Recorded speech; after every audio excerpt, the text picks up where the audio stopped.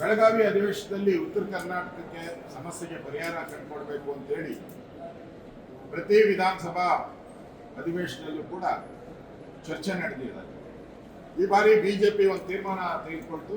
ನಮ್ಮೆಲ್ಲ ಬಿಜೆಪಿಯ ಮುಖಂಡರು ಮತ್ತು JDSನ ಮುಖಂಡರು ನಾವೆಲ್ಲರೂ ಕೂಡ ಸೇರಿ ಈ ಸಾರಿ ಬೆಳಗಾವಿ ಅಧಿವೇಶನದಲ್ಲಿ ಮೊದಲಿಗೆ ಉತ್ತರ ಕರ್ನಾಟಕದ ಚರ್ಚೆ ತೆಗೆದುಕೊಳ್ಬೇಕು. ಈ ಭಾಗದಲ್ಲಿ ಆಗ್ತಾ ಇರ್ತಕ್ಕಂಥ ಅನ್ಯಾಯ ಸರಿಪಡಿಸಬೇಕು ಅನ್ನೋ ಒಂದು ಉದ್ದೇಶ ಇಟ್ಕೊಂಡು ಇಲ್ಲಿ ಅಧಿವೇಶನಕ್ಕೆ ಬಂದರು. ಒಟ್ಟು ಸುಮಾರು 21 ಗಂಟೆಗಳ ಕಾಲ 21 ಅವರ್ಸ್ ಚರ್ಚೆ ಆಗಿದೆ. ಮುಖ್ಯಮಂತ್ರಿಗಳು ಸೇರಿ, ವಿರೋಧ ಪಕ್ಷ ನಾಯಕ, ನಮ್ಮೆಲ್ಲ ನಾಯಕರು ಸೇರಿ 21 ಗಂಟೆ.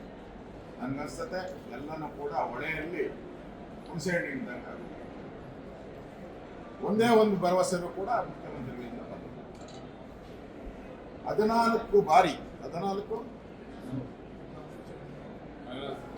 ಫೈನಾನ್ಸ್ ಮಿನಿಸ್ಟರ್ 16 ಬಾರಿ ರಾಜ್ಯದಲ್ಲಿ ಅತಿ ಹೆಚ್ಚು ಬಾರಿ ಬಡ್ಜೆಟ್ ಅನ್ನ ಮಂಡಿಸಿದಂತ ಒಬ್ಬ ವ್ಯಕ್ತಿ ಬಾಯಿಂದ ಇವತ್ತು ಉತ್ತರ ಕರ್ನಾಟಕ ಅನ್ಯಾಯ ಆಗಿದೆ ಅನ್ನೋ ಮಾತು ಬಂತಲ್ಲ, ಅದೇ ತಪ್ಪು. ಅದೇ ಉತ್ತರ ಕರ್ನಾಟಕ ಮಾಡಿರುವಂತ ಅನ್ಯಾಯ. ಅದನ್ನು ಹೇಳಕ್ಕೆ ಕಾಂಗ್ರೆಸ್ ಪಾರ್ಟಿಗಾಗ್ಲಿ ಮುಖ್ಯಮಂತ್ರಿ ಏನು ಯೋಗ್ಯತೆ ಇದೆ ಅಂತ ನಾನು ಕೇಳ್ತೀನಿ. ನೀವೇ 16 ಬಾರಿ ಬಜೆಟ್ ಅನ್ನ ಮಂಡಿಸಿ ಉತ್ತರ ಕರ್ನಾಟಕ ಅನ್ಯಾಯ ಆಗಿದೆ ಅಂದ್ರೆ ಇಟ್ ಈಸ್ ಯುವರ್ ಫೇಲ್ಯೂರ್. ಆದವರೆಲ್ಲ ಮುಖ್ಯಮಂತ್ರಿಗಳು ಕಾಂಗ್ರೆಸ್ ಅವರೇ ಎಲ್ಲ. 60 ವರ್ಷ ಮುಖ್ಯಮಂತ್ರಿಗಳು ನಿಮ್ಮವರೇ, PWD ಮಂತ್ರಿ ನಿಮ್ಮವರೇ, ನೀರಾವರಿ ಮಂತ್ರಿ ನಿಮ್ಮವರೇ, ಸತತವಾಗಿ ನೀರಾವರಿ ಮಂತ್ರಿಗಳು, ಸತತವಾಗಿ PWD ಮಂತ್ರಿಗಳು. ಯಾಕೆ ರಸ್ತೆಗಳ ಹಳ್ಳ ಬಿದ್ದಿದೆ? ಯಾಕೆ ನೀರಾವರಿ ಯೋಜನೆಗಳು ಒಂದಕ್ಕೂ ಹಣ ಬಿಡುಗಡೆ ಮಾಡ್ತಾ ಇಲ್ಲ? ಕೃಷ್ಣೆಯ ಕಣ್ಣೀರು, ಕೃಷ್ಣೆಗೆ ಒಂದಕ್ಕೆ 50,000 ಕೋಟಿ ಕೊಡ್ತೀನಿ ಅಂತ ಹೇಳಿದ್ರು, ಪುಸ್ತಕನೇ ಬರೆದಿದ್ರು. ಪ್ರತಿ ವರ್ಷ 10,000 ಕೋಟಿ ಅಂದ್ರು. ಈಗೇನು ಹೇಳ್ತಾರೆ? ಮಾತು ಬದಲು ಏನ್ ಹೇಳ್ತಾರೆ? ಇಡೀ ರಾಜ್ಯಕ್ಕೆ ಅಂತ ಹೇಳ್ತಾರೆ. ನಾಚಿಕೆ ಆಗ್ಬೇಡವ ಇವ್ರಿಗೆ? ಪುಸ್ತಕ ಪ್ರಿಂಟ್ ಮಾಡೋ ಜ್ಞಾನ ಇರಲಿಲ್ಲ. ಉತ್ತರ ಕರ್ನಾಟಕಕ್ಕೆ ಭರವಸೆ ಕೊಟ್ಟಿದ್ರು ಎರಡು ಅಧಿವೇಶನದಲ್ಲಿ. ಇವತ್ತೇನು ಹೇಳ್ತಾ ಇದ್ದಾರೆ? ಕೋರ್ಟ್ ಅಲ್ಲಿ ಸ್ಟೇ ಇದೆ, ಟೆಂಡರ್ ಕರೆಯಲಾಗುವುದು, ಆಯೋಗ ನೇಮಕ ಮಾಡಿದ್ದೀರಿ. ಗೋವಿಂದ ರಾವ್ ಆಯೋಗ ನೇಮಕ ಮಾಡಿದ್ದೀರಿ.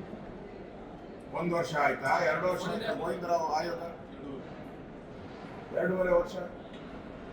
6 ತಿಂಗಳಲ್ಲಿ ವರದಿ ಅಂತ ಹೇಳಿದ್ರಿ. 6, 12, 24 ಎಲ್ಲ 36 ಎಲ್ಲ ಆಗೋಯ್ತು. ಇನ್ನೂ ವರದಿ ಮೇಕಪ್ ಮಾಡ್ತಾ ಇದ್ದಾರಂತೆ ವರದಿಗೆ. ಅಂದ್ರೆ ಈ ಸರ್ಕಾರ ಫೇಲ್ಯೂರ್, ಸುಳ್ಳೇ ಸುಳ್ಳು. ಮುಖ್ಯಮಂತ್ರಿ ಅಪ್ಪಟ ಸುಳ್ಳುಗಾರ, ಹೇಳಿದ್ದೆಲ್ಲ ಸುಳ್ಳು.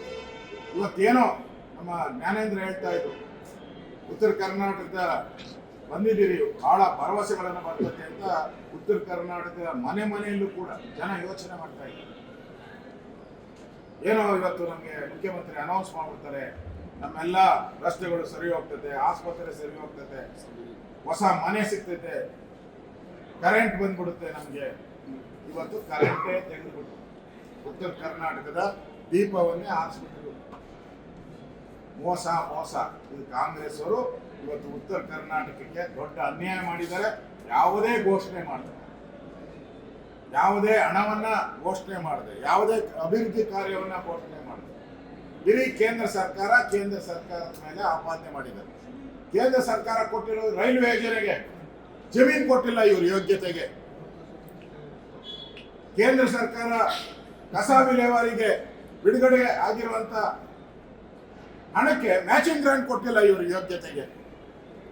ದೇವಸ್ಥಾನ ಎಲ್ಲಮ್ಮ 213 ಕೋಟಿ ಕೇಂದ್ರ ಸರ್ಕಾರ ಪ್ರಸಾದ ಯೋಜನೆ ಅಭಿವೃದ್ಧಿಗೆ 213 ಕೋಟಿ ಪ್ರಾರಂಭ ಮಾಡಕ್ಕೆ ಯೋಗ್ಯತೆ ಇಲ್ಲ.